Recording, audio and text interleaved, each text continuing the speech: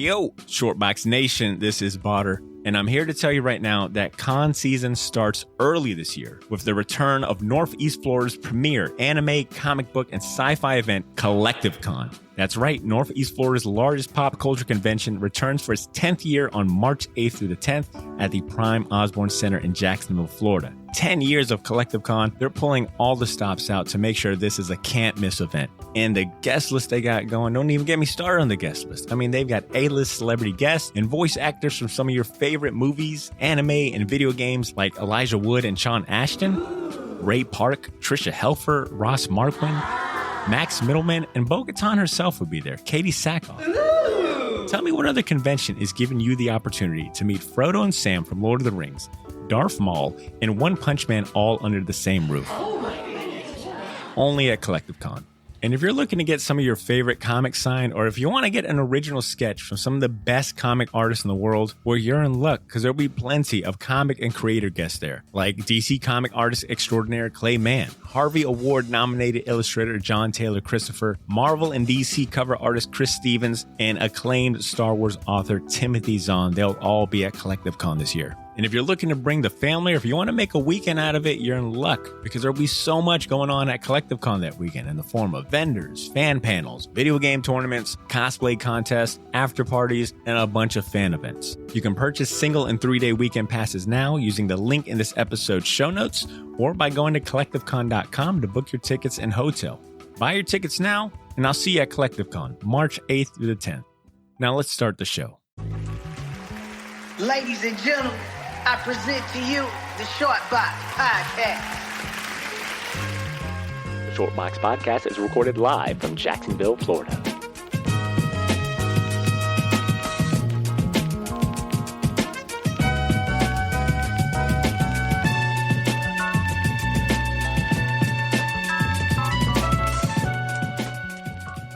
I'm good to go ahead and get started, man, with those positive words of affirmation. And it sounds like we've all got a little drink in hand. So per the usual, toast to all of you guys. Let's have a great show.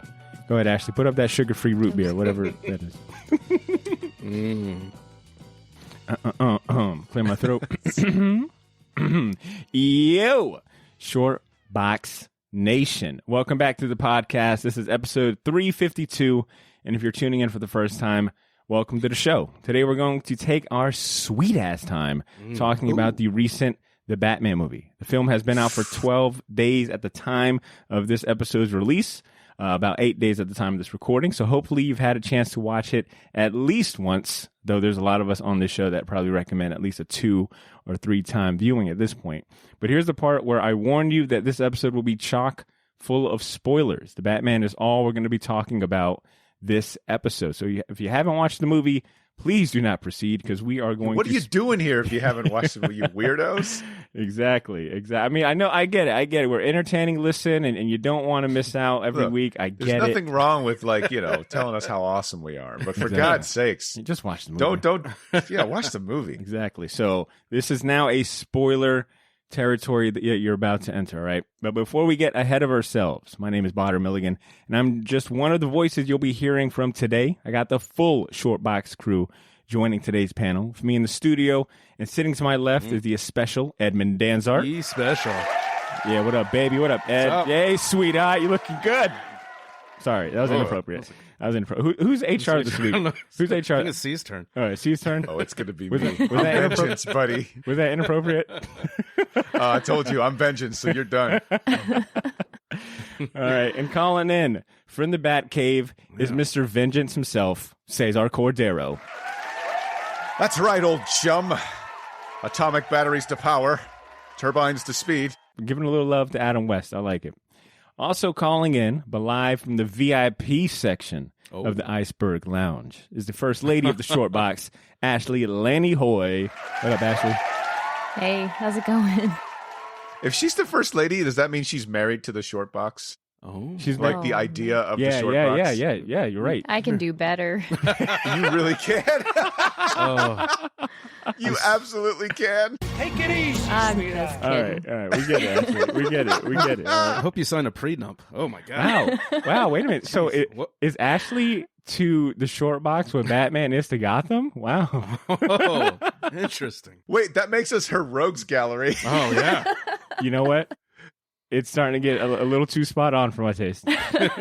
Ashley, who would Cesar be in your rogue gallery? Oh, God. If you're Batman, who is Cesar? I mean, You're on the spot. I think I'd have to say he's the smartest one of the bunch. Wow. Whoa. So go with Okay. Riddler. Okay. Oh, he's the Riddler. Don't know how I feel about that compliment, Ed's but Catwoman. Ed is definitely Oh, Catwoman. thank you. okay, my And turn. I My say turn. that in the best way possible. Mm. I do like that leather outfit. Ed is very svelte. True. He's very svelte. True, and very nimble too. I mean, Those hoodies hide a lot. There's a lot of svelte there. right. And cat hair. I mean, You he's see all always got those cat hair. hooker wigs. So who's I have. Botter then? Yeah, who am I? I don't know. That's a tricky one. Damn. All right. Well, Condiment King. Yeah. she's like Kite Man. All right. Well, listeners, like I said, we got the full crew here with us today. And this episode is being recorded on video. So that means our Patreon subscribers will get first dibs on the video version of this podcast on our YouTube channel days before the audio version drops. And speaking of our loyal Patreon subscribers, I want to give them a special round of applause.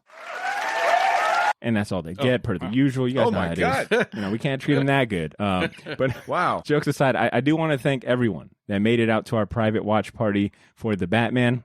Thanks for watching the movie with us. And it won't be the last movie party we host. I'm thinking maybe Doctor Strange, we reserve another theater. Oh, you're thinking Doctor Strange? Yeah? You're thinking Doctor Strange? Yeah, you know, I mean, what other movie? You know, what Hey, other I'm excited. Me too. So if you aren't a Patreon subscriber yet, now is a great time to consider becoming one and cashing in on some awesome rewards and perks available to our patrons, like these private watch parties and events we got going on. Now, moving on to the main event, like I said, the Batman is all we're going to be talking about today. We won't do any of our other regular segments. We'll save those for next week. In regards to the movie, it's been out in theaters for 8 days at the time of this recording and has already been an extremely impressive $315 million global grossing success. And it's boasting a certified fresh badge on Rotten Tomatoes. But does it get the short box stamp of approval? That's what's important in this episode. The real question. Exactly. So we're going to find out. I'm going to kick it off with, with a resident Catwoman. Ed, what did you think? Oh, man. For Ashley. Oh, that's great. For Ashley. I'm the Michelle Pfeiffer Catwoman. Ooh. I think. Hell yeah. The crazy one that got resurrected by magical cats. Resurrected by cat lights. Ed, it's been almost a week since we got to watch it together. How has the movie sat with you? Have you seen it another time? Not yet. No, Not I've yet? just seen Okay. it the one time. Overall, like I said, we were talking to C earlier about it. I think I really liked it. I think for me, it was a bit long in the tooth. There's some things I can nitpick about, which we'll probably talk about, but I definitely recommend it. I think this is probably the best take on a modern Batman as far as a live action movie goes. Well said. It's the second longest superhero movie behind Avengers Endgame, which I think is saying a lot. Considering that movie was like, the end cap to a 10-year series, story, right? yeah. So coming out the gate, 3 hours, boom, here you go. I'm gonna go to you, C, because you've already definitely seen it twice so far. Wow. So I'm curious, what are some of your thoughts overall as far as the movie goes? Overall, I thought it was good. Solid movie. I'm with Ed. I think there might be some pacing issues, but I don't think that reflects negatively on the movie. I think it more or less is we'll talk about it later. The last sort of psychological gasps of an era regarding Batman's storytelling and how we define him as a hero. So, good said. Ashley, I'm gonna go to you. Give me a few words that you would use to describe the movie. Oh, you just changed it up when you got to me? You know how this. I gotta keep it fresh. Is this your first show? Come on. It was very dark and joyless. And when I left, I was thinking I'm never going to want to rewatch this movie. But the next couple days, I keep thinking about it, and I am going to go see it again next week. Nice. Damn. Well said. Yeah, I definitely think it's a movie you give a couple of days before you go watch it, right? Like how often No. do you have 3 hours Yeah. to go watch it again? Unless you're crazy like me and C. I saw it like 2 days later.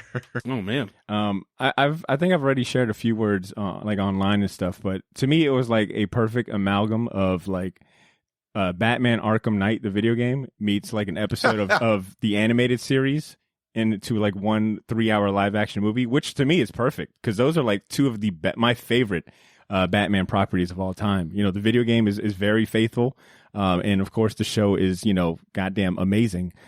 So that's what I got from this movie, and I also felt like it was a very bold movie. Like not a lot of gimmicks. It's like grounded, and they don't need gimmicks to do any of the talking. It's like, yo, the story's going to carry this, the character development, and damn good cinematography is going to carry it. So I thoroughly enjoyed it at that. Did it exceed any expectations you might have had based on what you knew or seen going in as far as like the trailers and whatnot? I thought it would be good. It definitely was better than I thought it would be. But I was going in, thinking it was going to be a good movie, but it definitely exceeded my expectations with as far as the tone goes. But it was like I wasn't, super excited because I'm kind of burnt out on Batman. I kind of want to see some new people, but I get it. Batman's going to make a lot of money for a lot of folks, so we're going to keep making Batman stuff. But yeah, like I said, it definitely exceeded my expectations. I do have, like I said, it's not perfect, but it's super solid for sure. I didn't know what to think because I think Botter, you and I, we both talked about how much we like Matt Reeves' work with the Planet of the Apes trilogy. So I trusted him as a director that at least it would look, it would be at least a serviceable movie. I didn't know if it would be really, really good. As far as exceeding my expectations, absolutely. It 100% exceeded my expectations. And it wasn't based on anything I thought or knew going in. There were a lot of new things I saw that I didn't expect to see. There were Easter eggs that I didn't expect to see. The music wasn't what I thought it was going to be. It's, if you're a Bat fan, there are certain things you come to expect. Operatic score, dark imagery, and, interesting bad guys. Not to say that this didn't have that, but it definitely added more, and it didn't really take away any. So I'm interested to see where it goes. I exceeded my expectations. How many times have you played the official score or soundtrack for the movie? Serious question? Probably about 5 times. It's interesting, man. It's a jazzy score. Like there's some parts that sound like a horror movie, and there are some parts that sound like, 40s noir sort of background, sort of like weird, dark sort of jazz, Yeah, there's that like reoccurring theme where it's like the bass end of a piano, like dun dun, dun dun, that kind of recurring score. Super simple. Yeah.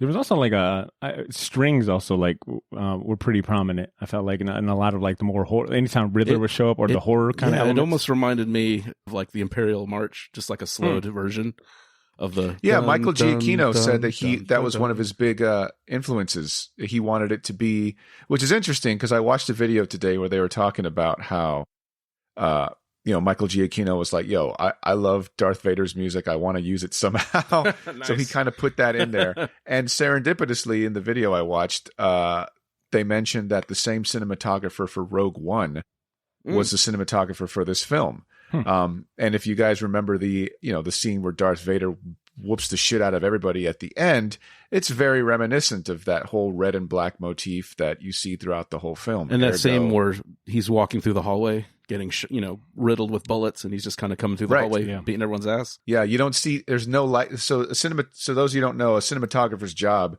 is to basically be in charge of all the cameramen and all the lighting guys. So their job essentially is the look and style of the film. Anything you like about the movie regarding the look, the cinematographer made a lot of those decisions and runs it up the chain to the director and says, hey, do you like this? Is this what you're thinking? And usually if it's, yeah, you got a good cinematographer. If it's no, it's like, oh crap, this is going to, we're having a communication breakdown essentially. So Greg Fraser is the name of the guy. And I think he did a fantastic job. Yeah. There's some beautiful shots, especially in like the bat chase scene or the Batmobile chase scene. Ed, you brought up the elevator scene, like a lot of just like good looking shots and like great like score to pairing too. I feel like it was such a stylistic movie, man. Just like a very clean, like cool movie. I mean, it just gave you like a mood. It just, you can tell that they paid attention to it. But yeah, you could feel it like in the club scenes, and it's like, I don't know if it was just the movie theater experience, but you could like feel it all around you when you were watching it. Yeah, it was dark, but it wasn't like a Zack Snyder dark. You know, it was very Moody, visceral. Yeah. I've heard gritty so many times. I hate to say gritty anymore, but I don't think it's gritty. I think it's grim. It's very grim. It's grim, but there's like such a foundation in as real as you can be in a superhero movie. I don't know if I would consider this a superhero movie. I don't think Batman initially was what I a mean. superhero. Like in that you know, people come to us for the vernacular, so we're here to set them straight. I'm just saying, I think this is one of the reasons why this movie works is because it takes Batman back to his pulpy roots, which essentially is crime, murder, detective stories. Yeah, going to crime scenes. That influenced him. Anyway, sorry, you were saying, Botter. No, I mean, good setup, because I was going to say, like, we had spoken about, I think I told you yesterday, it felt like watching a gangster movie that just happened to have Batman in it, right? Like, the crime and the how gritty, whatever, and how gritty the city is was like the center of it. Like, they did such a good job, setting the stage first, making you feel like you were in a hard fucking city, right? Like that opening monologue. First thing you hear is Batman's voice. You don't see him before, you hear him. This was probably the closest to a Frank Miller comic book that I think I've seen outside of like Sin City, right? Like this felt so Frank Miller Batman comic book, opening monologue, describing the city, showing us like the city, like it was always raining, dark, like it definitely sets you in a mood. And actually, I'm glad you brought up that word mood, because you're right. It's got a lot of that.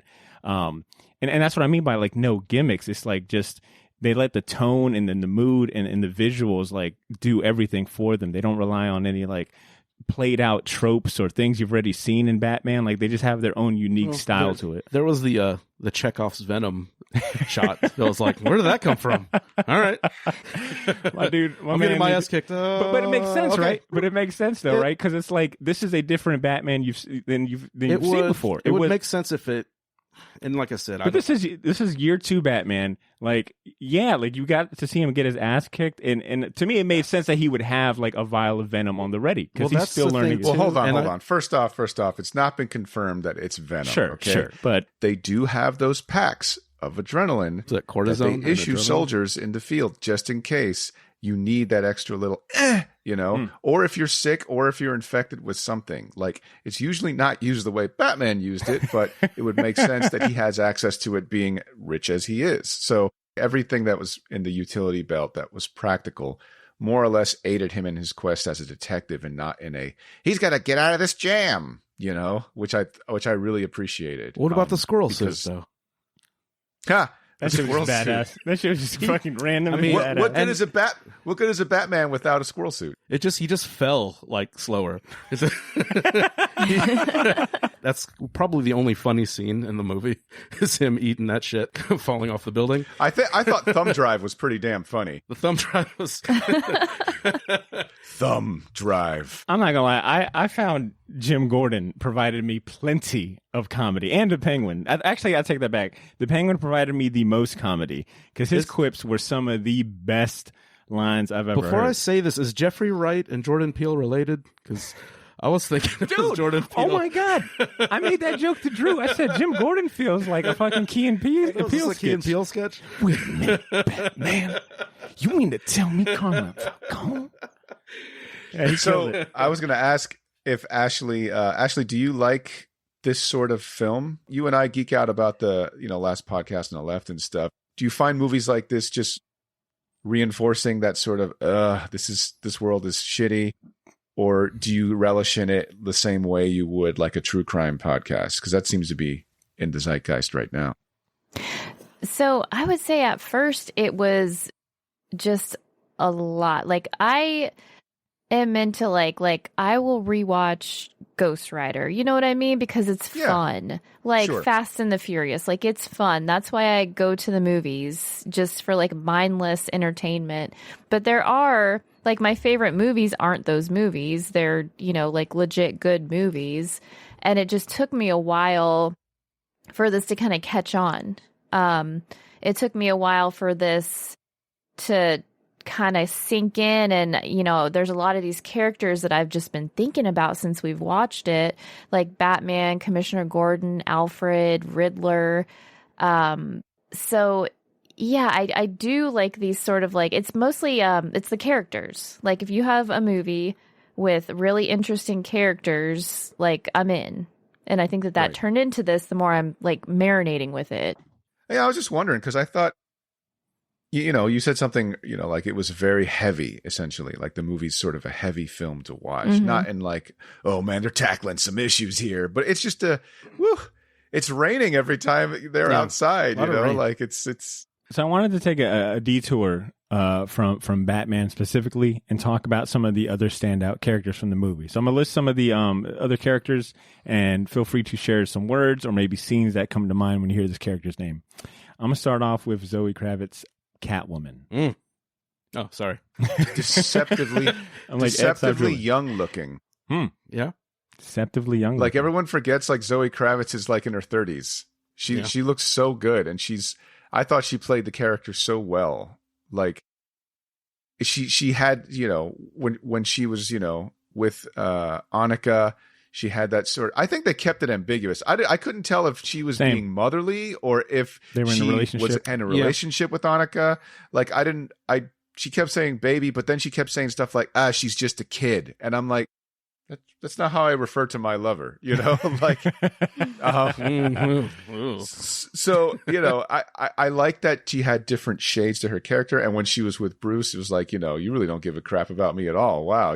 Like, what are you doing? Sending me in as bait? And there were so many different dimensions to Selena in this movie. I like, oh yeah, by the way, guys, how many times have we heard, if there's a superhero movie, you really shouldn't have more than one villain or else it's just not going to work. You put too many villains in there, it's not I going don't to work. appreciate that impression of me. I'm just that's not Ed. I thought he was That's doing not me. Ed. I thought he was doing me. Oh, man. Oh, jeez. Yeah. Well, I mean, Yeah, we've all heard it. I count how many bad guys are in this movie. Catwoman. Mhm. She counts as a bad guy. She's on the wrong side of the law. Like a quasi bad Riddler. guy. Yeah. Yep. Carmine Falcone, Sal Okay. Maroni, who's dead, but he's still part of the movie. Okay. Penguin. Goodness, there's so many bad guys in this movie, and it all worked out just fine. You just got to know what you're You doing. have to know how to tell that story and juggle all these characters. Yeah. And really have them all play a role, right? It's like no one exceeded their role to try to steal the spotlight. It's like, they were all pieces of the puzzle. Right. They are in service of the story. As far as Catwoman, I wanted to share that, speaking about Frank Miller, I felt like she paid a lot of homage to, Year one, 100%. for sure. That's what I was going to say. Like, She had the same outfit. That's what I thought when I she's saw her. killing her dad. When I first saw those promo pics of her with the short, like the yeah. almost shaved head, it's like, oh man, that's from year one. Yeah. Well, the Perfect. beanie itself, Yeah. like the half-ass beanie. Closely cropped hair and What I liked about Zoe Kravitz's portrayal of Catwoman was she nailed silent rage really well. And Catwoman's motive in this, outside of, like stealing from these mobsters and, infiltrating Carmine Falcone's organization. But her motive by the end of the movie is she has a conversation with Batman that she doesn't want, like, Anna to be forgotten. Just like her mom was forgotten, like killed and forgotten because she was, a club girl having to do what she needed to do, right? Like she was kind of becoming a champion for like the unspoken, right? Yeah. Like these women that are in these disenfranchised. Yeah. Thank you so much. Yeah, the disenfranchised. So it kind of made me. So by the end, like it's like, damn, she's got a heart, but she's gonna do what she does. So yeah, I thought Zoe Kravitz like killed it as Catwoman. I feel like she wasn't very nice to her cats. That's my only deal. She was taking them on the She just motorcycle. left all her cats. She's No, just like, she was stuffing them see in you the later, duffel. guys. We had this talk, Ashley, after the movie. Oh yeah, you said they were all in the duffel They were bag. There's like stuffed in 8 the of them in duffel each bag duffel on the bag. motorcycle. Yeah, you didn't hear all. She left the little thing open so they can breathe. It's just Bloodhaven's not that far away from Gotham, Look, guys. This An hour? really isn't. An hour, maybe. Yeah, this was Ashley as she was watching the mistreatment, quote unquote, of these cats. I'm vengeance. That's actually right there watching Catwoman. Also, They were taken care of. Catwoman, anytime that Catwoman and Batman were on screen together, their chemistry is so good. Like, They I had thought, chemistry, yeah. for sure. I thought they nailed Like how comic booky is it that Batman meets, is stopping Catwoman from stealing literally from a vault behind a painting? Like how played out, like not played out, but how many times have you seen that in the comics and the cartoons? And to see it in live action done that well, it was awesome. Yeah, so that's something, Bonner, you had mentioned when we were talking on the phone, like, oh, I don't know if I really like James Expedition Gordon. And I'm like, what if it's intentional? Yeah. What if Matt Reeves is so good that he decided to take Batman all the way back to his roots, which is that 1940s noir where it had the transatlantic speech, sort of like, say, pal, what do you think about that? See, like, you trying to tell me that he's in on the take and all that sort of stuff? Like, how do you bring that world to the modern age without compromising any of those tropes that make it happen? Like, the same reason we like Batman the Animated Series. Everything looks like it's in the 40s, but not really, right?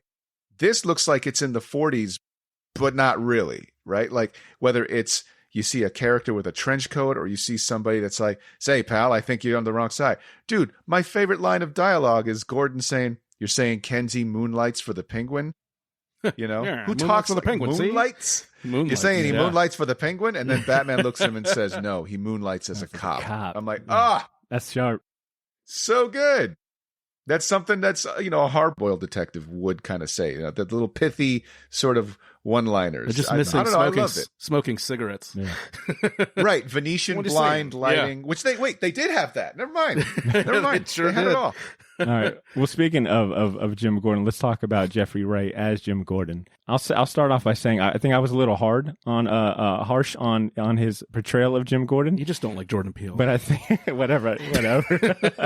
But I think because I ended up watching it a second time, and it just clicked, right? Like if you're looking at the context, this is a young Jim Gordon. He's not even. I don't even think he's not even captain. He's captain. He's not commissioner. Yeah, he's not commissioner, right? He's kind of lower on the totem pole. But this is all new for him too. Like he's finding out that, oh shit, my partner is corrupt. Everyone in this department, the mayor is corrupt. So for him, like I understand why he kind of seemed a little like dumbfounded at times, right? Like this was all he's new. also supposed to be Dr. Watson to Batman Sherlock Holmes. Sure. Right? That's kind of the idea. But by the second viewing, I had a better appreciation of Jeffrey Wright as Jim Gordon. And it kind of sucks that, I was hoping that maybe he didn't get a lot of spotlight in this or a lot of standout, I think, moments or action scenes that you're accustomed to seeing. I was hoping that maybe they were saving that for the spinoff because I know they were planning on doing like a GCPD spinoff series, but I guess that kind of got scrapped because of creative differences. So they're going a completely different route. But Jeffrey Wright by the end won me over. What about you, Ed? I liked his performance. I didn't have an issue with it. Just he's in a rough position, kind of being in between corrupt cops and then basically working with the vigilante. And it's some of the best stuff, I think, is just how people react to Batman when he just shows up in the crime scene. Like, what the fuck is this guy doing? Hey, man, what is this guy doing here? And everyone's just frustrated because, this is, especially in like tropes and shows, like police do not like outside help. Yeah, they nailed it. FBI, masked vigilantes. So, and then the bat signals in this, broke down building, somewhere. So I thought he played it well. I wouldn't have minded, like you said, maybe having some more. He does, but maybe some more hero moments, like in Year One, where he's fighting the corrupt cops, just beating them up and stuff, and they kind of when they spin off on his story. Yeah. But I thought he played that part really well. I really liked his performance. You could have pulled that punch, man. Yeah, that was awesome. I did. That was pretty bad. That was another funny line. Yeah, there's a couple. All right, Ashley, I'm gonna go to you to talk about our boy. Let's go and get into some of the baddies. Let's start off with Colin Farrell as Penguin. What are some words or scenes that come to mind when you think of him as Penguin?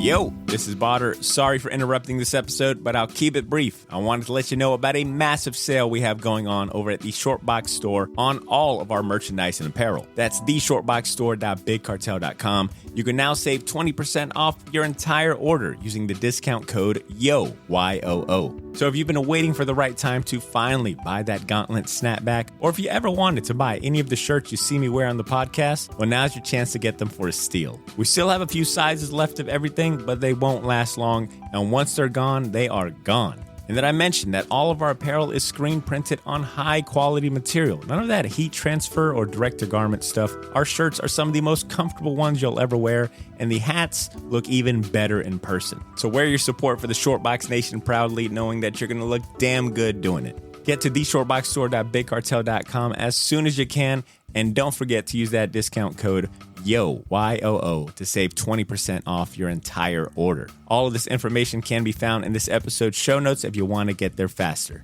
Thanks for not pressing fast forward. Now back to the show.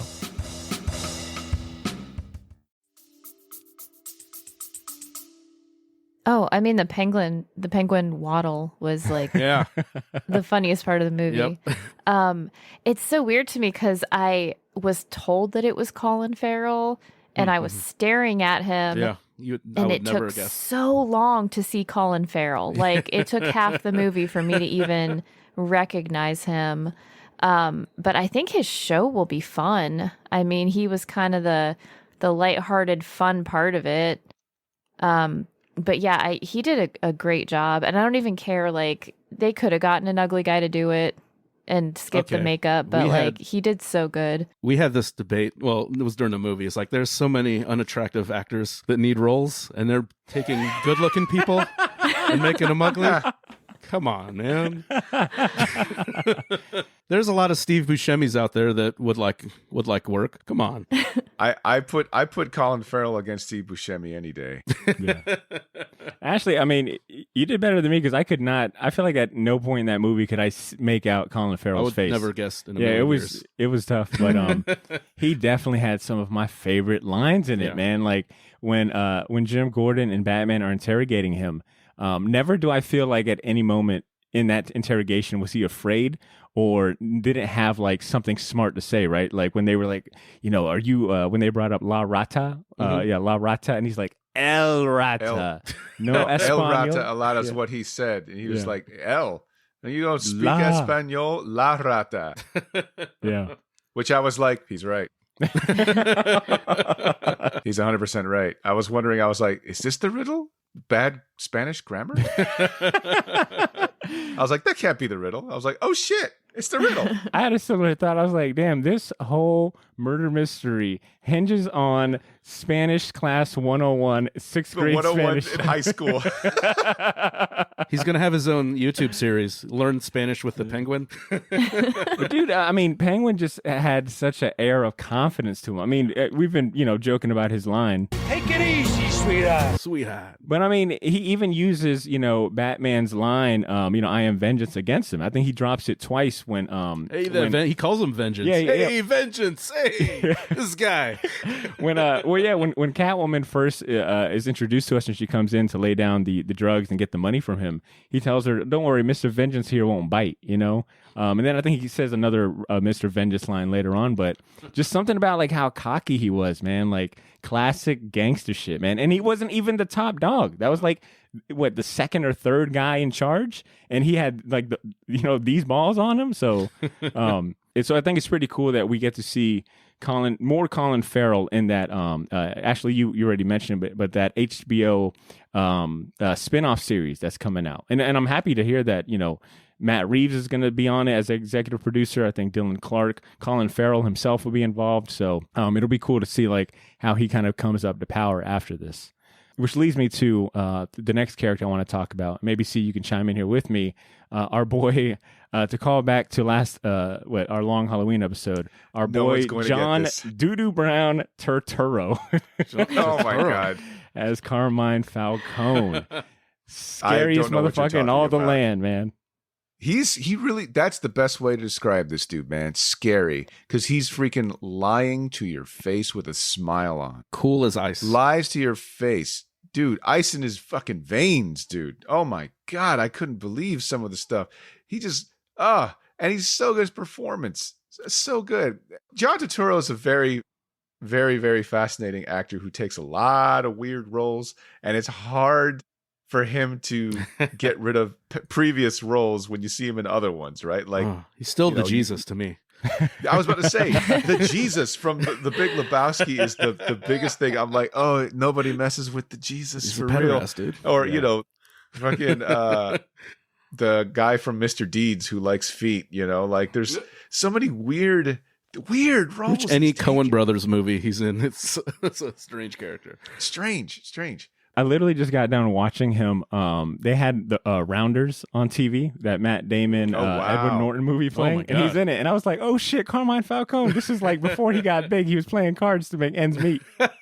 So I was wondering how he would do as, this scary mob boss.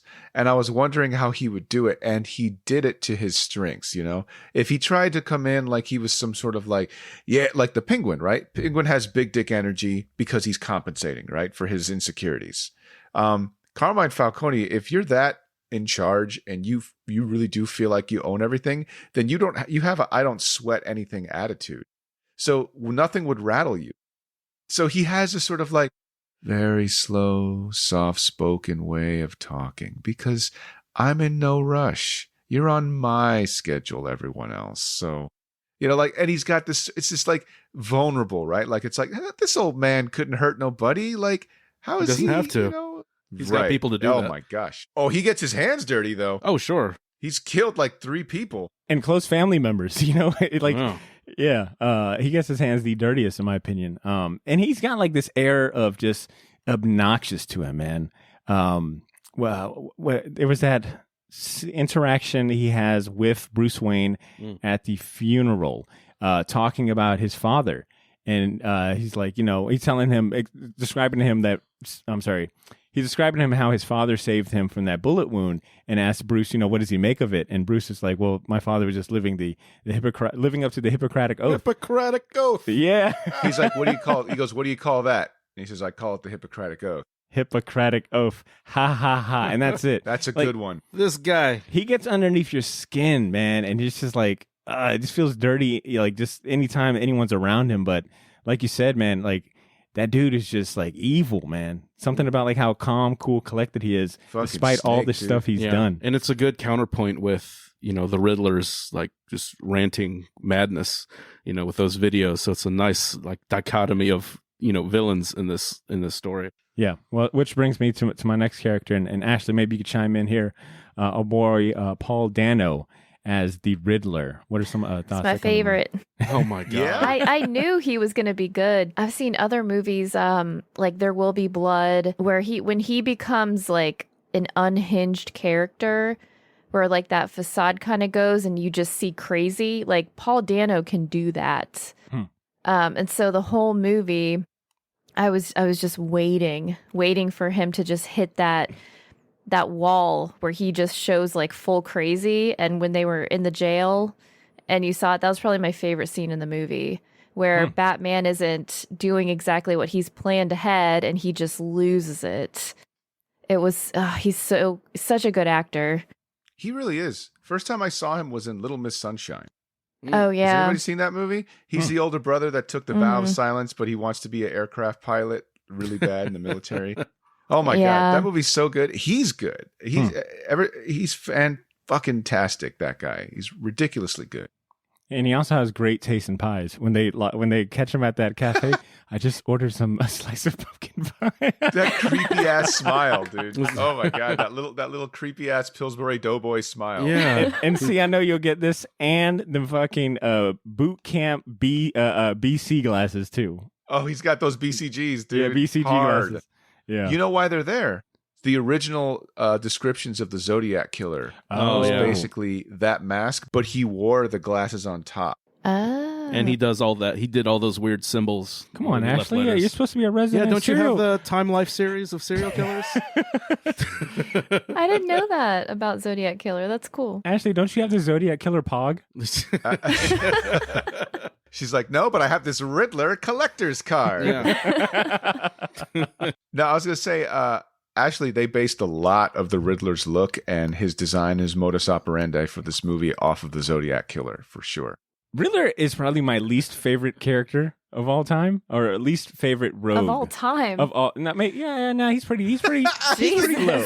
Actually, low. he's probably my least favorite character of my entire life. You know why? Because I fucking hate riddles. I hate riddles. Riddle I me don't. this. I Potter's don't- like, my brain hurts. I just came in here to see man in bat suit punch villain, and now I've got a fucking thing. That's the SATs I gotta sit Oh, you're the reason why Batman movies are bad. I'm kidding. I just want to but- see him punch. I don't need a detective I story. just No, want no, no. nipples on bat suits, some gratuitous But butt shots. man, Hell yeah. when we left the movie, Life was like, I wasn't really that afraid of Riddler. Meanwhile, I'm having God. nightmares. And meanwhile, I'm having nightmares of failing, to Well, solve she's riddles. not a corrupt politician, so she's okay. Well, I am. Oh, so I'm Jesus. very afraid. So I'm very afraid of someone like the Riddler asking me to solve, a ABC Potter, riddle. one day you're gonna find you're gonna be alone in your freaking apartment, and I'm gonna be behind you with some masking tape. And I'm just gonna be like, if you are justice, why do you lie?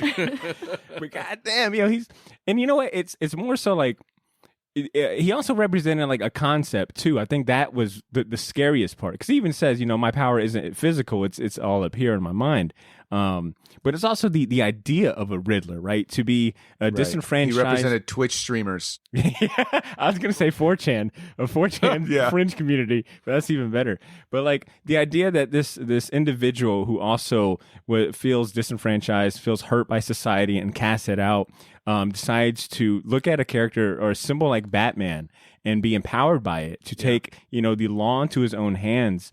In a very twisted sense. I think he even tells Batman, you're You're the showed, reason I did this. No, yeah. he said, you showed me what, all I need is fear and focused violence. Yeah. And it's like Batman's like, whoa. I didn't say that. I didn't say that. Reading me all wrong, bro. Yeah. He's like, what did he say? You're out of your goddamned mind. Because we hear that all the time, that how Batman brought out all these lunatics. Yeah. But having him actually explain why, give the reason why he did it, rather than, oh, these crazy weirdos came after you started putting on a bat suit, but not without explanation. This, he gives a reason, and a legitimate reason. Okay, and I'll go ahead and admit, they definitely fooled me. I thought I was on the hook, on the edge of my seat, thinking that Riddler had solved It was a good swerve. Yeah. Batman's identity as Bruce Wayne. That shit was fucking freaky when he walks in and he starts Bruce repeating, Wayne. Bruce And Wayne. after 10 times, don't you hate that guy too? He's the worst. He's all pasty and weird, sad, rich orphan. I was a poor orphan. That sucked. All right, Fuck but that guy. We're back to you and me, buddy. Yeah. All right, enough of that. We'll get him next time. Yeah, they had me. They definitely they got me good on that. But Ashley, I'm right there with you. I think that interrogation scene might be one of the best, because I guess that is something you would definitely mark off in a Batman movie. Interrogation scene, check. But they or any nailed like it on that. procedural, like Yeah, any that like too, that too. police procedural. Good point. Good And I point. do like going back to the detective, like him and Alfred, which he's really mean to Alfred. I don't understand Man, what that's about. That's You know what? Let's jump into Alfred, and Ed, you can kick us off. Our boy Andy Serkis playing Alfred. Ultron kicks him down some stairs. Black Panther kills him, and he's got to work for Batman. So, For the record, that's what happens when you open up official United States postal mail that does not belong to you. he's like, oh, I don't have to wear a suit with ping pong balls all over me. I can actually wear Right? regular clothes. That was one of the things that kind of was odd to me. It was their dynamic. I like Andy Serkis. He's amazing. Who doesn't like that guy? But him kind of helping with the cases and helping, with the I'd really like those contacts that are the cameras that he could record. Oh, that was That's so cool. Really cool idea. Cool tech. But yeah, that relationship was kind of baffling. It, to me, I think it would be, even after he got blown up, and he's like in a cast, like like he got in a skiing accident in a cartoon. He's like all casted up, and he wakes up, and first thing is like, you lied to me. He's like, Jesus, man. It's like, man, I just got out of a coma, man. Can you say I'm glad you're okay first before you start grilling me about my dad? Your dad? I told C. Andy Serkis played Alfred. I'll beat your ass like I'm your dad, Pennyworth, in this movie. Yeah, he's like, I'm not your daddy, but I'll beat your ass like I was Pennyworth. I was Royal SAS, motherfucker. See, what did you think about Andy Serkis' portrayal as Alfred in this movie? It's great. In my opinion, I think Jeremy Irons has been the best Alfred to date. But Andy Serkis did a serviceable job, no pun intended. And I think we'll see more of him, and I think it's weird, right? You have a guy like Batman. So who does Batman more or less idolize as a father figure, right? Well, recently they haven't been showing Alfred as sort of like the doddering old sort of Master Wayne likes to have his cold Jarvis soup, that sort of thing. He's more or less like, ex-special forces military, got injured and, had to get out, or, did a lot of stuff as a combat medic, that sort of thing. Right. So I guess the relationship between him and Bruce would be that of, NCO to lower enlisted, right? That's how Alfred would see him, but also see him as a dad. But he knows Bruce's survival is more important to him. So he doesn't need a dad. He needs a sergeant. So Alfred has this sort of like sergeant relationship with him. So Bruce takes and, follows in store, because that, whether he wants to admit it or not, that's dad. So, all right, that's the relationship we got. Fine. I'm going to come at you that same way, So I don't know. It leaves me wondering, like, if the relationship they have is sort of like a creation of a monster of Alfred's own creation, as a sort of like, this little boy ain't going to listen to me being like, hey, slugger, have a seat on my knee and let's talk about why you shouldn't do drugs. No, he's going to be like, get on your fucking face and give me another push-up, God damn it. But he doesn't seem like, but just like, you say that dynamic between a sergeant, like you can't mouth off to the sergeant like he does. Like you wearing those cufflinks. You're not a Wayne. That's exactly why Alfred puts him in his damn place, even after he's been in a coma. He's just like, hey, fucko. I think they should have. He was a good man. I think they. I wonder what you guys think of them if they pushed that Thomas Wayne wasn't a good guy. Oh, fuck that. No? I would not have liked it. Just curious. That's kind of a theory. I was just kind of, what if they went 100%? You know what I'm saying? They doubled down on it. I mean, I enjoyed the Hush Easter egg, but yeah, I'm right there with you. I felt like that would have taken like the wind, like completely taken the wind out of like the sails for Batman's. He would have ran off with Catwoman. Like, fuck this. He probably would have definitely Dad was an asshole. Let's go. Yeah. Bloodhaven it is. Which I guess brings us to the last guy I want to talk about, and then let's talk about some scenes and whatnot, which is, the Batman himself, Robert Pattinson, as Batman. Actually, I'll go to you first. Like, how do you feel about Robert Pattinson's portrayal as Batman, and what do you think he brought uniquely to the character? Like, did he add anything unique to the lineup of all-time Batman actors, in your opinion? I mean, I really think he did a good job. He was just so like somber through the whole movie, and it took the great thing about it that I've never really had in a Batman movie, where there were certain scenes where I was like, dang, this is just a dude in a bat costume. Yeah. Like, I know we always say, we're like, yeah, well, that's what Batman is, but there were scenes where it felt like that to me, where like when he was like in the police station, I was like, man, of course all these guys have an issue with him. He's literally just standing there like with this mask on. And that never really, like, it always kind of flew by me, like in the other movies, because I never really feel like I got that deep into them. But my favorite scene with him was when he was talking to Alfred, and he did show that little bit of emotion, like in the way that he shows it, which is still, his face is just completely looks the same. But he's telling him about how he felt scared and he thought he was past fear. To me, that was like the first time you saw like the Mandalorian take off his helmet. Oh, hell like, yeah. It's like kind of this rare occurrence, and I like that they kept it like that. So I just not being like the Batman person that you guys are, I would say this, I'm happy with this as my new Batman.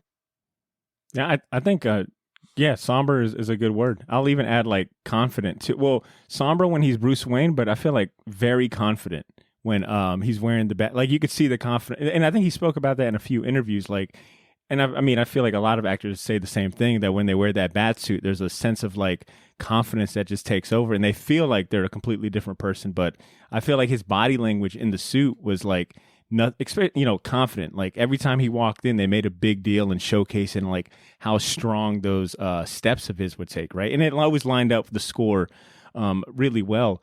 I think the difference here that I really enjoyed was that, not only are we seeing a younger version of Bruce Wayne, this was year 2 for him as Batman, but it was also, and I think, see, you had brought this up and it made me think about it, but how we didn't really see Bruce Wayne the playboy in this. Like we really saw a different version of Bruce Wayne. We saw the recluse, he flat out says, I have no time for that. He says, right now, Batman is all I'm concerned of. He hasn't developed that, hey, Lucius, how you doing, buddy? That Bruce Wayne persona to act out in public. It's like, remember that, like that David Carradine speech in Kill Bill, where it's like Superman is always Superman. He dresses like Clark Kent to be one of it. This is like he dresses as Bruce Wayne to be Bruce Wayne. That he's really Batman. Right. It's like, right. And you see, and like I said, good looking guy, but they didn't make him too good looking. You made him like he's been out all night fighting gangsters and stuff. Yeah. So it looks like someone who has that wear and tear of doing this, Batman experiment.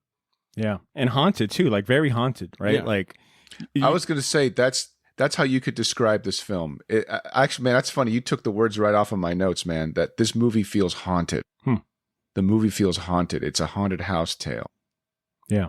And I love like his transformation by the end. Like there was a sense of like, I want to say guilt, but I think ownership, like he understands that like he's got to be a bigger symbol than just, he's got to be something bigger than that. Just fear. Yeah, exactly. He's got to like inspire hope while still striking fear in the people that he needs to strike fear in. Because even when he helped that guy, with the Juggalos, the guy's still backing down. Don't hurt me. And there's no reassuring words like a Batman would do. There's no like, it's okay. You're fine now. It's just, he just kind of stared a hole through him. And then they went to the next scene. Well, I mean, that's maybe more so credit. I mean, Rob Pattinson, acted his ass off throughout the whole movie, but I'll probably say, it's probably the writing is where I got to give that credit to. Seeing that story arc kind of play in where it's, at the end of the movie, it's about like true healing, right? It's like you're introduced to all these characters with different like scars in their lives, emotional and mental. And by the end of it, Batman's the one that's like, you know what, man? I've got to really heal from this before I can move on and be the person that this city needs. So I thought the messaging by the end was great. And, it all kind of ties into Bruce Wayne's character arc in this. Like, just a random thought. Do you think like forensic accounting is going to get a spike in enrollment? I'll let you know what the LinkedIn stat says. That's funny. All right. So we pretty much kind of ran through all the characters I wanted to run through. Hold on. My bad. I got some shit to say, man. My bad. Because I set it up earlier at the beginning of the episode, and it might address some issues with the last act of the movie that I have. Oh. So, this is a 3-hour-long movie, okay? And I think it's a part of me that wonders if the studio to this day is still saying, hey, can you put a part in a Batman movie or any Batman film where the bad guy kind of acts like a terrorist and Batman has to take him down? America loves that. Can you do that, Matt Reeves? Is there any way you could do that?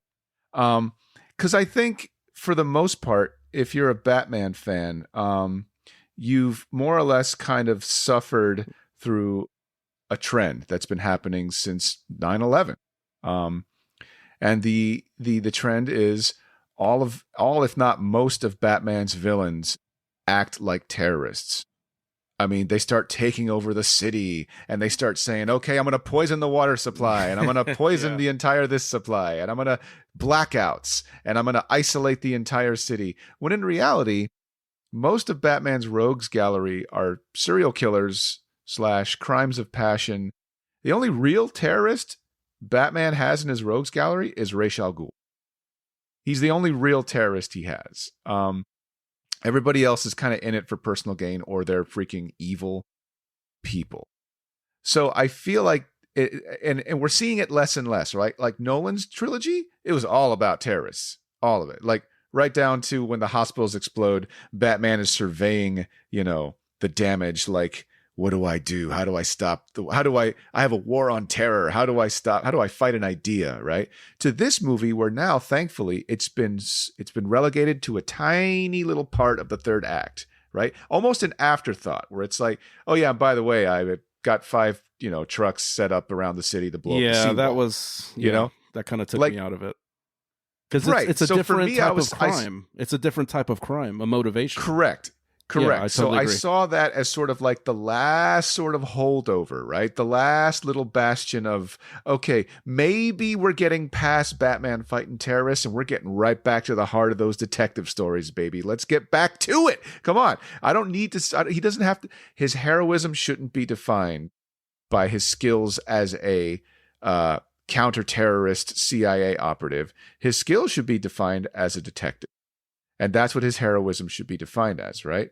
So that's, I think, kind of the point. And I also, since we are talking about the Bat, all the pulp references I was a huge fan of. Like when he says, I am the shadows, he's like, they think I'm in the shadows, but he's like, I'm not in the shadows. I am the shadows. And I'm like, oh God, because the shadow is obviously who he's modeled after. The black and the red motifs, 100% the shadow.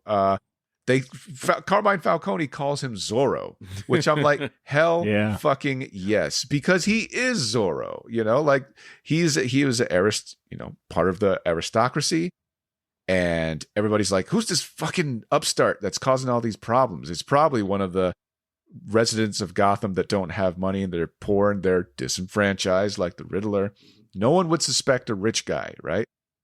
That's Don Diego de la Vega. And he has a sweet ride too, just like Batman, Tornado the horse. But yeah, Ed, not that I didn't like the third act. It's got a lot of cool action, but it so bears the stamp of anything past 2001. It so bears that stamp. And we're telling the story of this, Zodiac killer type character. It's just, that's not his motives. That's like a Joker crime or a Scarecrow where they want just absolute chaos all around them, So that part, and then didn't that lady get shot?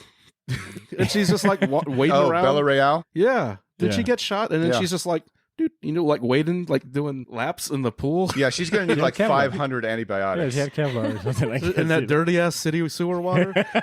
And she must have the same armor Batman has. Jeez. But yeah, that last act I could have done without, but I kind of get, like what you said makes sense, and I kind of get what they're trying to. We're working through it, Ed. As a society, I feel like we're working through it. There's a 4-hour cut. Who knows what else is in there? Well, that actually sets me up. We know some of it. That sets me up for the last character, and then I want to hear about some of the standout scenes. But he only had a minor role in this flick, but and I'm going to fuck up the last name, so help me out here. But Barry Keoghan, if I'm saying the last name wrong, my apologies. Barry K. Yeah, Barry K. Keoghan. He played Joker in this movie. What did you think about the Joker in this movie, in his scene? So that actor has very unsettling eyes. I've only seen him in the Eternals and the Green Knight, but he just has an unsettling face. Oh my God, he was so shitty in the Green Knight. Is he the little kid that mugged him? Yes, Yeah. so scary. Okay. He's scary. He's like a little imp. He just makes me nervous. He is an imp. I thought he killed it in Eternal. He was probably maybe one of the best actors in that movie, Eternal. Yeah, because he was the only real character that had some, they wrote him. Yeah. But back to you, Ashley. My apologies. But yeah, I don't know what I was expecting. I feel like I either wanted more or less. The amount that they gave me of him was just odd. But it was also unexpected because I tried not to look into the movie before I saw it. So just bros hanging I don't out, even know what to make together, of it. Broing out in the jail. I don't know. I'm kind of. I could have gone without it. As much as I'm kind of over Batman and just kind of over the Joker too, I'm like, okay, enough of this guy. I would much rather have more of a tease for the Court of Owls or something different, something territory we haven't been before. Maybe even I don't know, even a Jonathan Crane in there, or I don't know. think we've seen the Joker yet either. No, that's true. Hot take. That's true. Hot take. I don't think we've seen the Joker yet either. But I do like the arc. I like kind of I think they are setting the groundwork for that. Yeah, the Court of Owls Arkham stuff. Yeah, Gotham's Hidden Families. I like that Arkham family and the Waynes. That's pretty cool. Those are pretty cool little Easter eggs too. So yeah. So Ed, I had a similar feeling about the Joker. I was telling C, I definitely don't want to. I don't want the next movie to be focused on Joker. I'm down for more of these other rogues, but I did want to share something. And C, you can chime in if I share anything wrong about this. But the reason why that scene was in the movie, Matt Reeves originally planned to have a longer scene featuring the Joker, where Batman, I think after the Riddler's second killing of the police captain, he goes to Arkham to kind of get inside the mind of the killer, right? And he stops by Arkham and stops by the Joker's cell. But even in the credits in the movie, he's listed as, unknown Arkham inmate. But they have a slight conversation and back and forth, and Joker supposedly says something to the effect of our anniversary is coming up, meaning that, he's already taken down the Joker. There's a history there. And Joker kind of compares Batman to what Riddler's doing. So the plan is that Matt Reeves took that scene out because he felt like they already had a scene that accomplished that goal in a later part. So he took it out. And then just left that little end cap. But according to him, he's not even sure. He doubts that Keoghan's Joker will appear in any more Batman movies. I think it was kind of just meant to be further a plot point or paint a certain character aspect fan out. Service, yeah, exactly. Yeah. So he's kind of doubtful if that goes any further, to be honest with you. But I guess there is they are going to be dropping that scene here soon. He said he wanted to wait until a lot more people had seen the Batman before he drops it, but we'll probably get that leftover scene here soon. See, what did you think about it? Because when we chatted, you said that you had, because of your faith in Matt Reeves, you're okay with this inclusion of Joker where it might go, right? Yeah. Well, okay. So I only say this because I felt the same way when he was doing the Planet of the Apes movies, right? So if you watch the very first Planet of the Apes movie, at the end, they sort of tease that they're sending astronauts off into space. And I'm like, oh, it's Charlton Heston's mission. That's cool. Wait, are they already going to get to Planet of the Apes? Is the next movie going to be him? Why would they put that in there? Is that fan service? I don't know.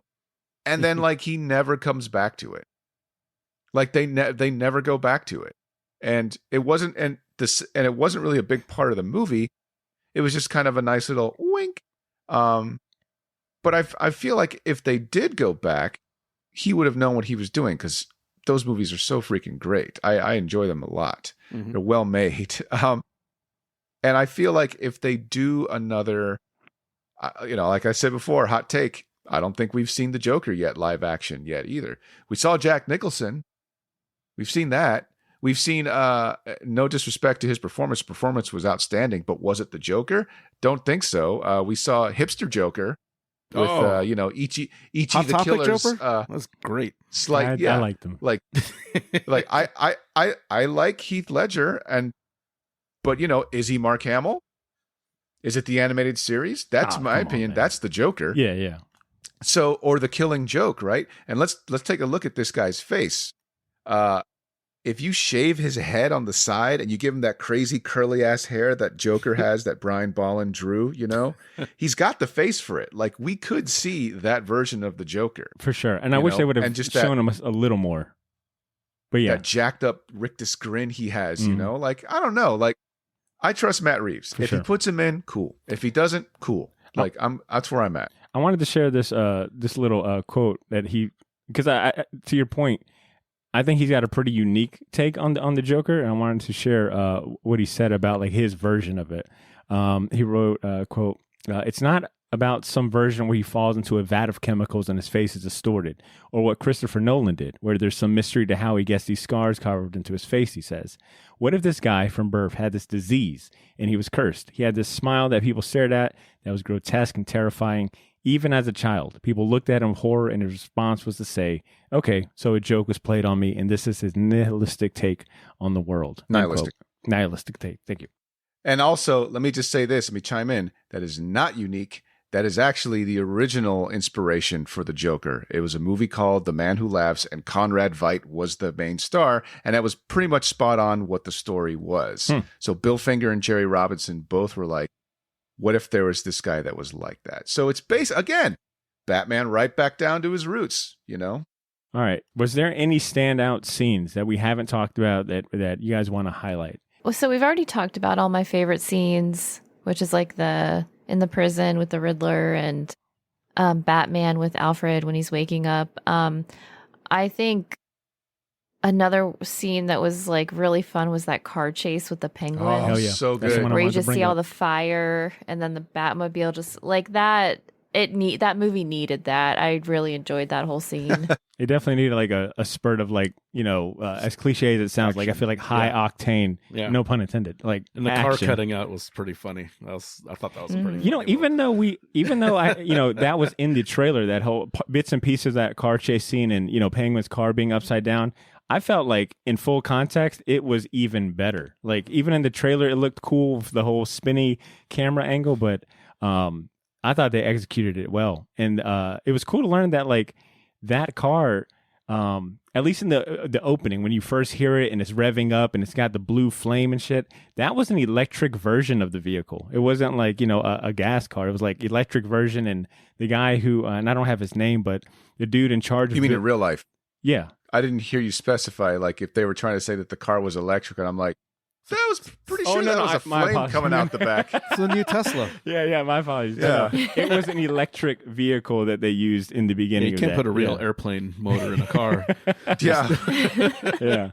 The guy in charge of actually building that out said like their goal was to make it feel like the car was like breathing. Like it was like this monster fucking breathing, and they could only really accomplish that for like an electric vehicle, but that shit came out like a fucking demon out of hell. That scene was Yeah. insane. The actual track on the score is called Highway to the Anger Zone. Oh. The piece of music. So if you want to listen to that piece of music, which is awesome because like, Ed was talking about the dark sort of piano sort of theme that's basically like three notes, where it's like ding, ding, ding, ding, It comes in at that operatic classic Batman score, but it cuts out for the percussion.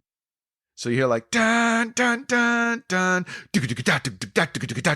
like, and all the the blockade and stuff that fall down sync up with the music. So when things are falling, like they fall within succession. Oh, with that's cool. The percussion, which is freaking cool. That's cool. Ed, what about you, That's man? good editing.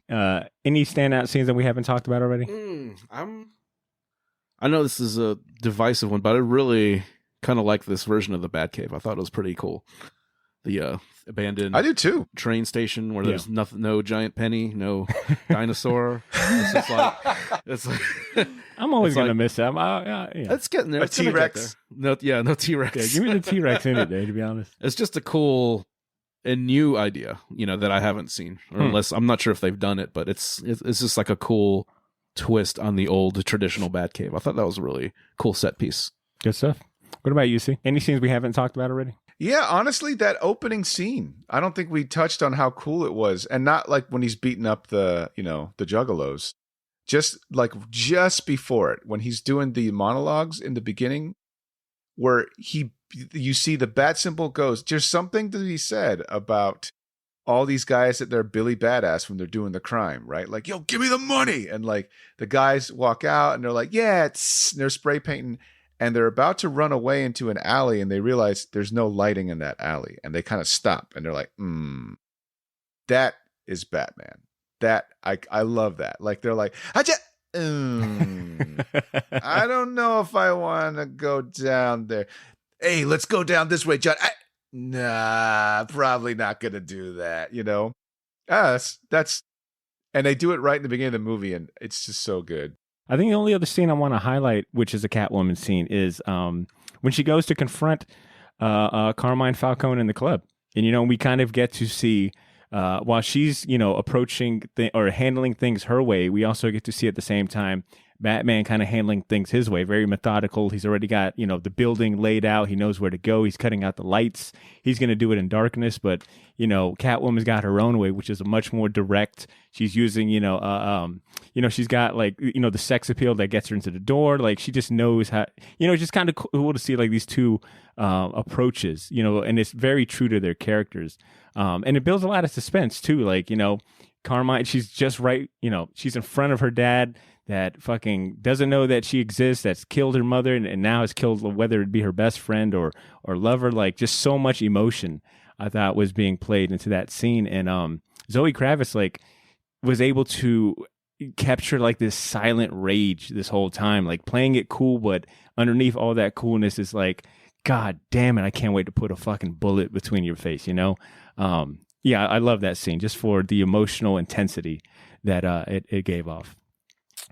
I don't know if you guys know, but like Robert Pattinson signed on for a 3-movie deal. Oh. So sounds about right. Yeah, about a 3-movie deal. Matt Reeves has, kind of already hinted at for the most part. They're in talks about a sequel. I don't think it's been officially announced, but chances are there's going to be a sequel. Hell, there might be even a trilogy. Thoughts on a sequel? I mean, and Ed, I'll go to you first, but what story or character or villains or et cetera, do you want to see done next? Man, it's tough because I kind of want to stay away from any like superpowered people or, supernatural people at this point. So does Matt Reeves. Yeah, so I'd like to see more, I guess, grounded characters. Or maybe an introduction to Harvey Dent and the Penguin. He could probably do something, I don't know, interesting with like a Scarface or someone, just something different. Nice. I mean, talking about Albert Wesker, yeah, like the ventriloquist. Yeah, something just different and kind of like I said, and I'm guessing Matt Reeves has that same mindset, but just kind of staying away from the over the top like supernatural or super powered villains, even like a Bane or somebody. Just stay with the more, I guess grounded characters. Scarecrow would be interesting, I think, even though we've seen him, but we haven't really seen a good live action version of him.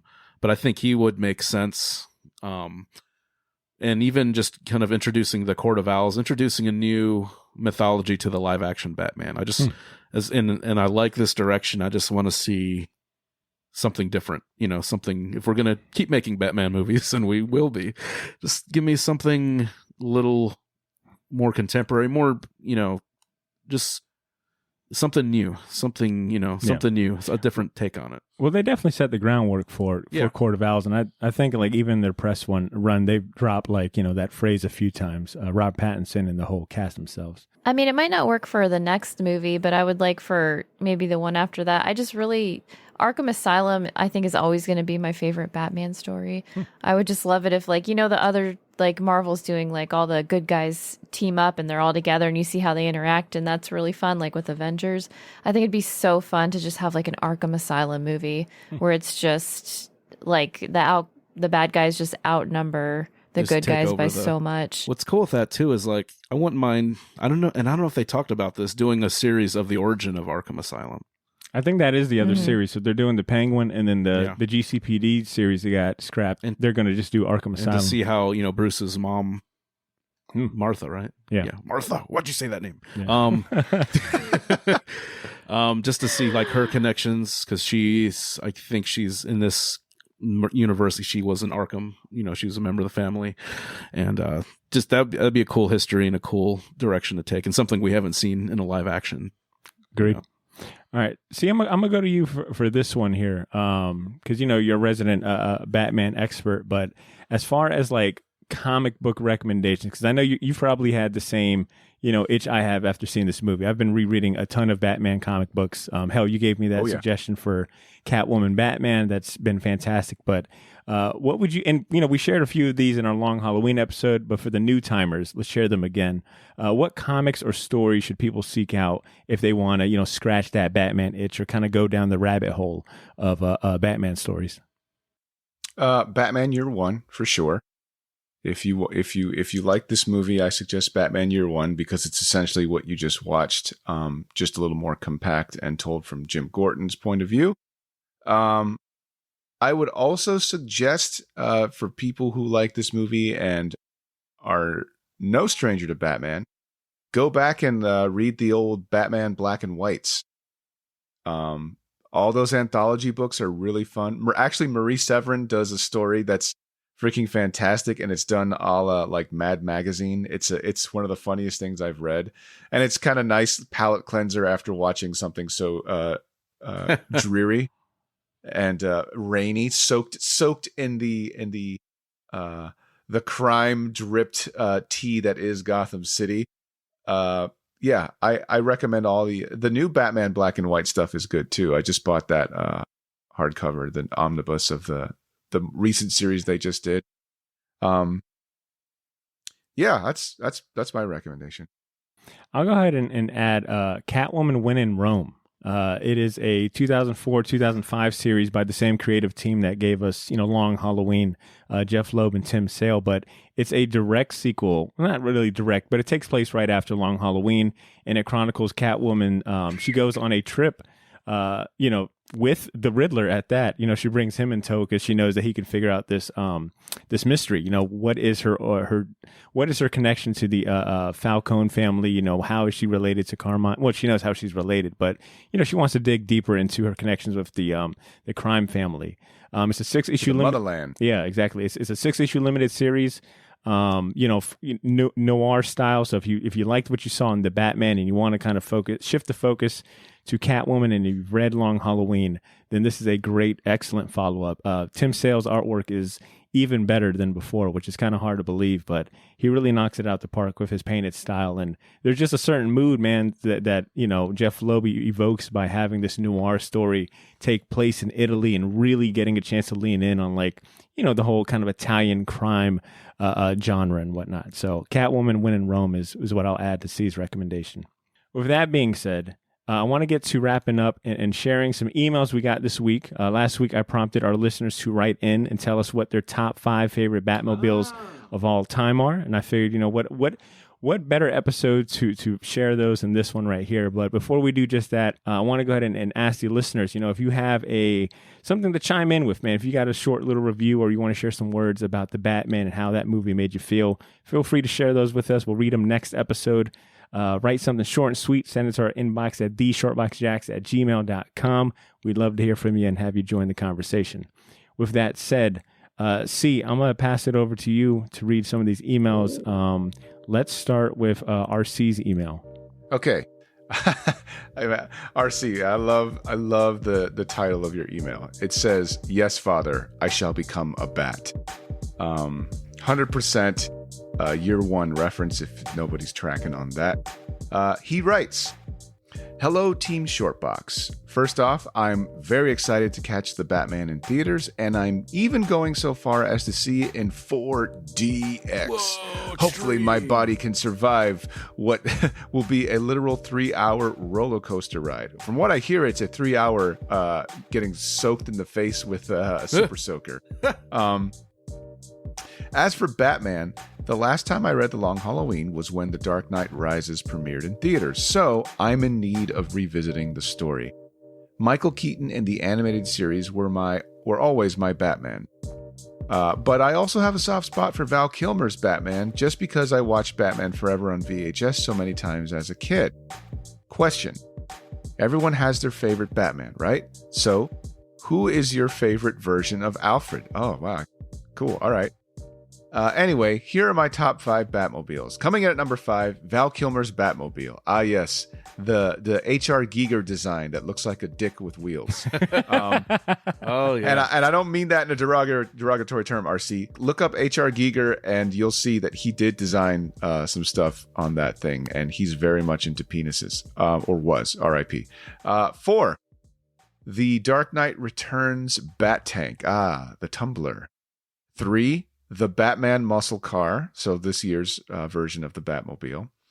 Number 2 is the animated series. How in the world can a car like that turn in real life is what he writes. And number 1 is the 89 Batmobile, complete with shields, retractable machine guns, and firebombs. Thanks, RC. Thank you, RC. That was awesome. So, guys, you heard the man. Favorite Alfreds. You don't get much better than Jeremy Irons as Alfred. Are we talking just the live action?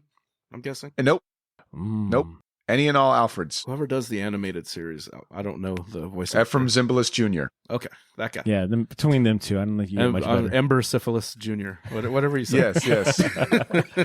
Good stuff. Ashley, are you? Jeremy Irons. He's great. But yeah, human Jeremy Irons for sure. He's For just sure. awesome Yeah. whenever he does. Watch Dungeons and Dragons. He was in that, right? Was that Jeremy? Oh my Irons? God! Yes, he was. Yes. Oh, he is. Oh, my God. hey, why'd you do him dirty like that? That was great. Did you ever see the interview when people asked about him? It's like, hey man, I just did that movie to pay off a house I bought. No, that's awesome. He doesn't care. You could tell he's just he is just hamming it up in that movie. It's a terrible movie, That's but great. he's great. Good stuff. Thank you, RC. See, let's go to this next one that was sent in by Alexander Knox. No, that's a fake name. Alexander Knox. This is fucking made up as shit. It is. It's Derek. Alexander it's fucking Knox Derek is- Lee trying to catch us off guard. Yeah, Alexander Knox is the journalist in the 1989 Batman film. Played, I can't. I'm losing it. Robert Wool. That's who plays him. Oh, that's he was right. in Robert 89 Wool. Batman. Yeah, he was in that show Arliss. On Arliss. HBO. Derek Lee, you get points just on that deep I cut. forgot he was in that Yeah. movie. Good deep Okay, cut. Mr. Knox. Hey, Knox, I got something for you. Yeah. Anyway, he writes, "The Batman cometh, but in what?" What a weird subject line. Okay, I'll bite. We open in a sparsely lit city. Ooh, story time. Just a few convenience stores are open at this time of night. This could be any street in any city, but this is Gotham, and the street has very few people out and about. Gotham has an unspoken rule that the night belongs to the criminal underworld. Glass breaks. Two goons run out from one of the few open stores laughing. One turns around and says, "If you're late with the Falcone's money next month, you won't have a store for us to protect." And as they make their way to the car, something in the sky catches their eye. It's the bat symbol. They run for their car. As they begin to peel out to get away, they hear an engine sound like any other they've heard before. They look in the rearview and see headlights and fire bearing down on them. It's Batman in the Batmobile. But which one could it be? Here's a list of my top 5 Batmobiles. I like that. Oh, let me That's give that pretty man, good. Let me give that man a round of applause for that. That was a good one. That was good. All right, take it away. He Steve. had setup and everything. He did. Okay. So his number 5 is the Tumbler, the Chris Nolan. Number 4 is the 66 Batmobile, the Barris Batmobile model. The number 3 is the Bat Tank, which is from Dark Knight Returns, not to be confused with the Tumbler. Awesome. Glad that made the list. Number 2 is the 1989 Batmobile, and number 1 is Batman the Animated Series. I can't be mad at Good. that list. Now, granted, I do Fucking believe lists, man. Ed said in that episode that if you have the Tumblr on your list, you're automatically disqualified. Sorry, Derek. So he wrote, "P.S. I know the email might be long, so if you want to read just the list, that's fine." But he put the P.S. at the bottom of the email, so I wouldn't get to it unless I read the whole email. Yeah, we're on to you, Alexander. Very good, Knox. Yeah, Very good, Alex. All right, thank you, Very Derek. All right, good. and then we got one more email from our T-Mix. Come on, man. Yeah, it wouldn't be an episode of the Short Box if we didn't hear from T-Mix. Take it away, C. Okay, here we go. Órale, cabrones. Gotta clear it up. Although I do use a lot of Mexican slang, yo soy salvadoreño, no mexicano. I just love Mexican Netflix shows and have Mexican friends, as do I. The Q&A episode was a banger. I really enjoyed listening to everyone's different responses to the 350th issue villains. Gonna piggyback off Botter and champion the Kanye Netflix doc Genius.